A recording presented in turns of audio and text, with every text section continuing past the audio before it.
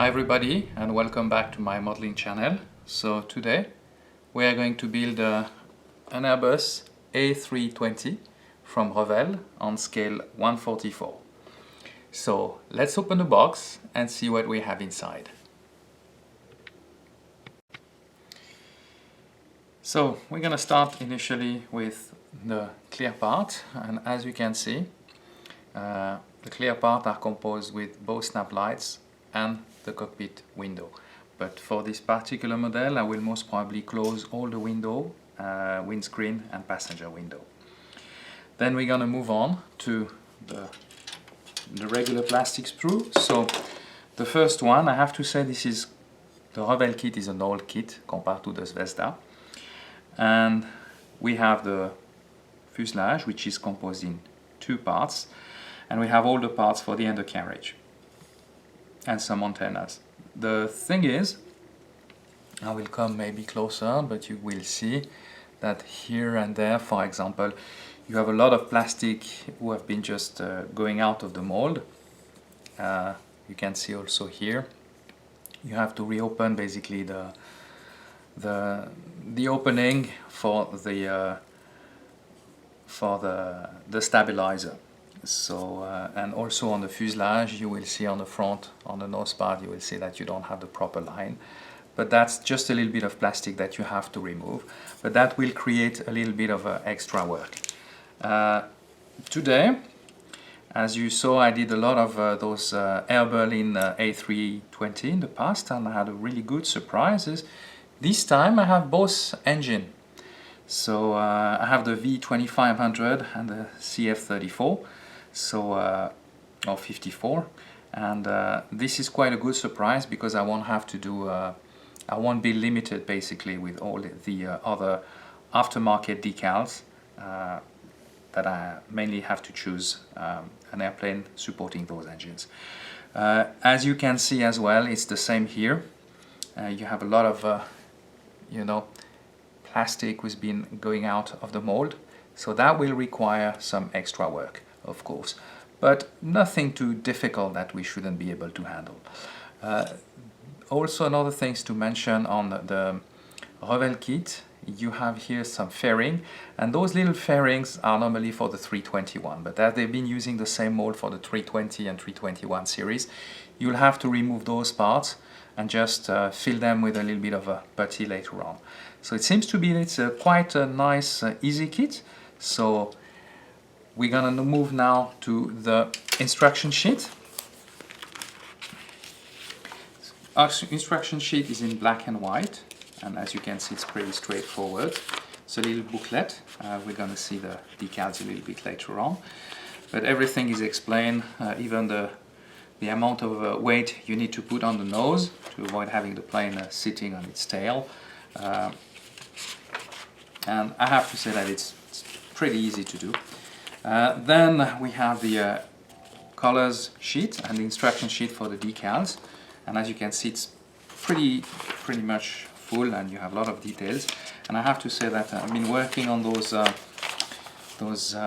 decal in the past and have nothing to complain about because they are in a pretty good quality, very easy to use. You have of course the emergency exit, but if you do a 319 you can just cut them and put them on top of each other to have the proper shape. You have also all the walking area on the wings, all the panel lines and instruction sheets and all the little details on top of course the liveries. So normally when you build a model like that, if you don't use the decals or for that livery, that particular livery, what you can do is just basically, but you keep all those parts later on for the model itself. So that's conclude our discussion about the kit review, and now enough of talking and let's start building. So we're gonna start this build by preparing the fuselage, but there will be a little bit of a preparation for the pieces assembly, as there is a lot of plastic went off the mold and you have all those marks. So it's required just a sharp blade, and then you can prepare your parts slowly and remove all the the extra plastic. Then of course I will put the wheel well initially, and then I will add also some weight on the nose of that aircraft. But for this I will be using some modeling paste. I will add this just a little bit later, and this is just to avoid to have the aircraft sitting on its tail.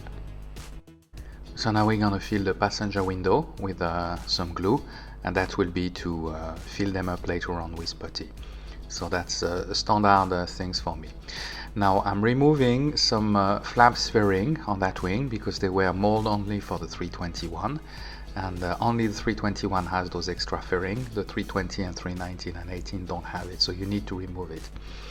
The other issue on that kit is, as the mold is quite poor, you have a lot of extra plastic basically, and the thickness of the wings through the years have become bigger, so you have to remove all that extra plastic, and that takes a little bit of time, but nothing too difficult to do, but it just requires an extra time and extra attention.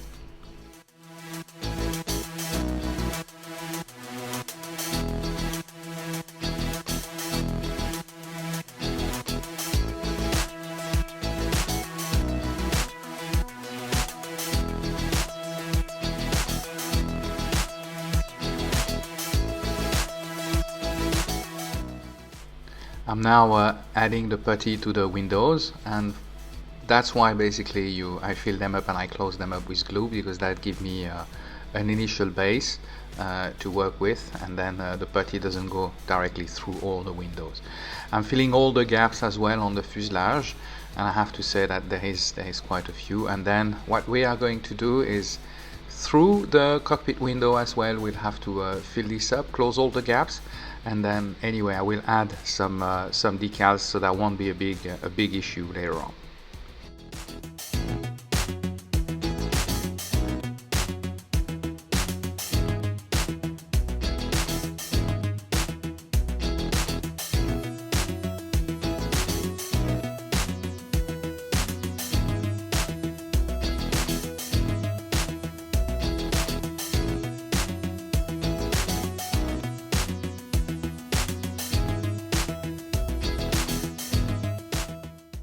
Now that all the putty has cured, it's time to sand it down and remove all the extra putty, and then we're gonna have that initial batch, and then later on of course I'll have to redo a little bit of more putty on the remaining gaps, and then but nothing too difficult. Of course it's quite time consuming, but of course the result, that's what you need to have a really nice result on that aircraft and all the models, generally speaking.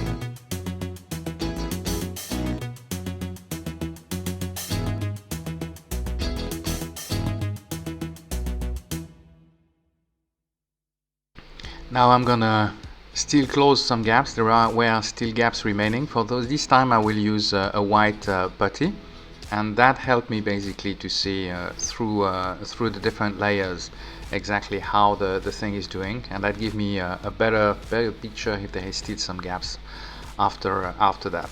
While this is drying, I'm gonna start to paint my engine, so I will do the engine fans, and for this I'm using a regular gray mixed with some metallic paint, and then we're gonna do the intake in a gray color. After that we are going to paint as well the exhaust, and for this I use some metallic paint, dark metallic paint for exhaust. Then we're gonna start the assembly of that engine, putting the fan and the turbine, and then of course we'll close the engine together.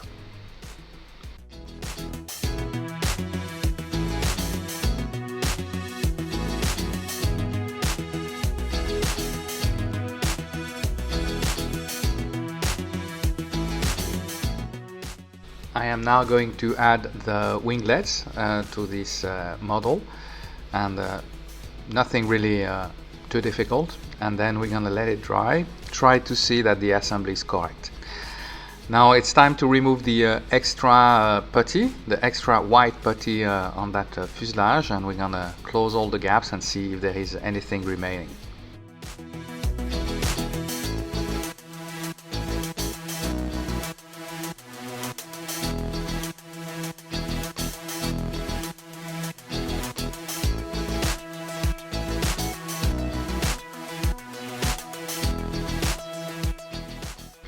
Once the fuselage is ready, we're gonna start rescribing the panel lines, and for this I use initially a razor blade saw, doing all those panel lines, and then I have a rescribing tool.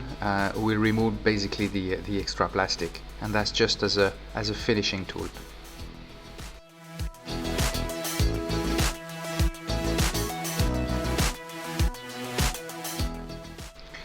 We're also gonna remove the extra putty on those engines, and then they will be ready later on for the final assembly.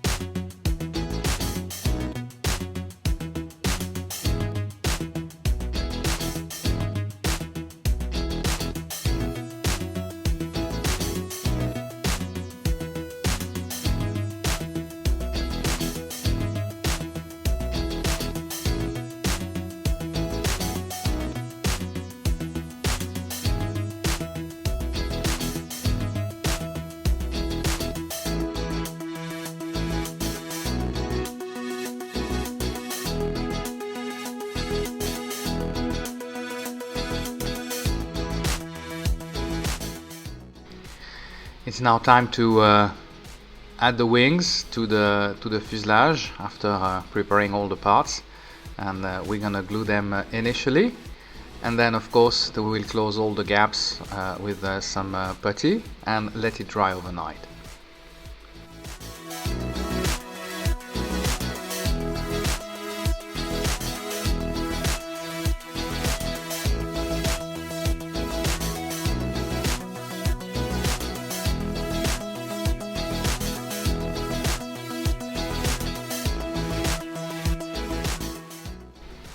So now that the putty has cured overnight, we're gonna remove the extra putty, and I forget to tell you that as I was doing that while I was on the way, during the transport the top of the fuselage cracked, and I had to redo some putty on top of it. So I closed the gaps on the top, and this is how I did it. And of course now we're gonna remove all that extra putty on the model itself.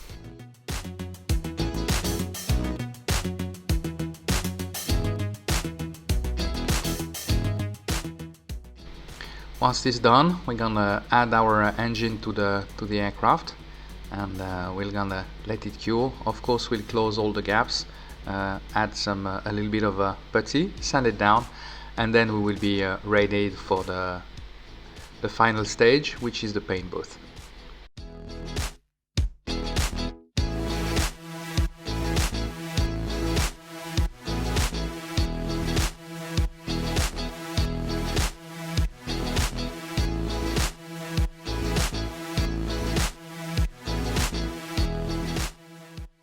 So initially I will paint the wings and the horizontal stabilizer with a very light gray color.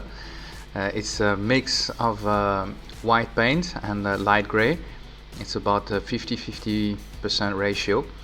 And after that we are going to do basically we will paint, of course, the gear and the horizontal stabilizer, and then we will proceed to the engine anti-ice. So for that I'm using a metallic paint from Tamiya.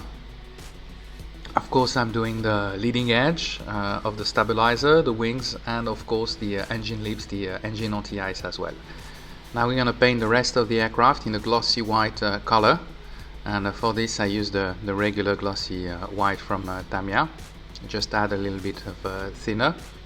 I'm trying normally to use 30% thinner with 2/3 of white paint, and that's worked normally very well. And we're gonna finish it up. I mean, the paint is very easy, then we're gonna have to decal the aircraft.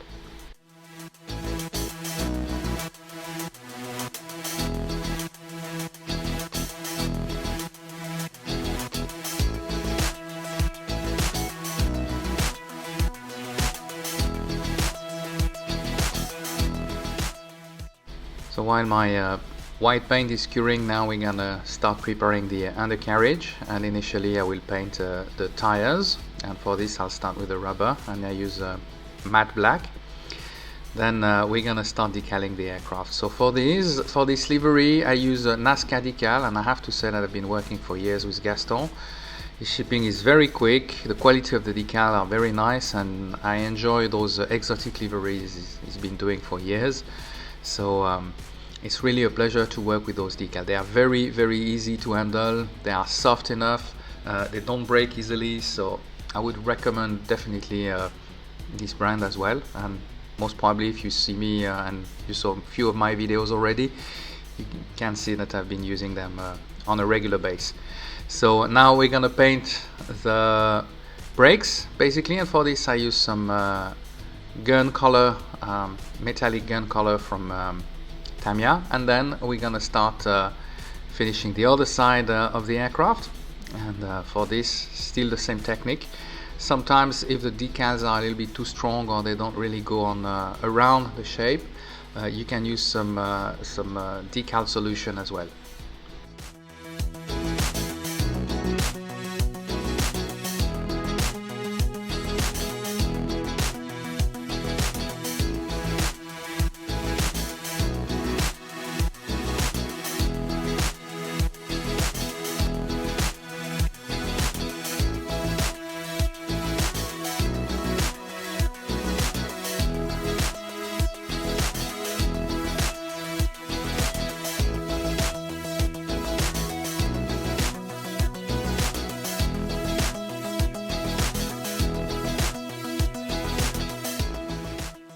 So for this model I also used some Corrugator decals. I didn't have enough paint, and I wanted to enjoy that decals as well, but as you can see I use a different brand this time.